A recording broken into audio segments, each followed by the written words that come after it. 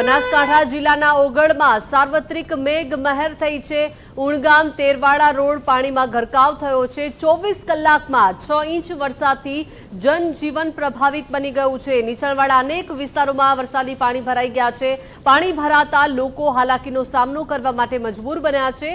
વાલપુરા road પર પાણી ભરાતા અત્યારે બંધ કરવાની આ ફરજ પડી છે અને ત્યાંથી વાહન વ્યવહાર ઠપ થઈ ગયો છે। ત્યાંથી કોઈ પણ અવરજવર અત્યારે બંધ થઈ ગઈ છે કેમ કે બનાસકાંઠા જિલ્લામાં ઓગળમાં સાર્વત્રિક મેઘમહેર થઈ છે અને વરસાદ બાદની આ સ્થિતિ વણસી ચૂકી છે। રોડ બંધ કરી દેવામાં આવ્યા છે, ત્યાંથી અવરજવર સંપૂર્ણપણે ઠપ થઈ ગયું છે।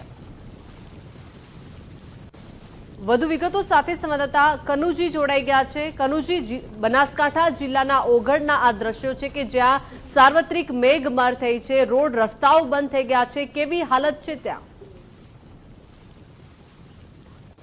જી સર, બનાસકાંઠામાં સાર્વત્રિક વરસાદને લઈને ઓગળ તાલુકામાં કુલ 6 ઇંચ જેટલો વરસાદ નોંધાયો છે છેલ્લા 24 કલાકની અંદર। જ્યાં વરસાદને લઈને ઓગળ તાલુકાના તેરવાડા જે જહેર માતાજીના મંદિરના સાનિધ્યમાં અને તેરવાડા ગામની અંદર પાણી ફરી વળ્યા છે।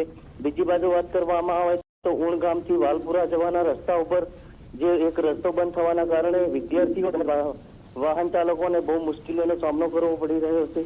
તેવી એમની માંગ છે કે અહીંયા પાણીનો વધુ પ્રવાહ હોવાના કારણે અહીંયા એક નાળું બાંધવામાં આવે એવી લોકો માંગ કરી રહ્યા છે। જી બિલકુલ, આભાર વિગત સાથે જોડાયા તે માટે।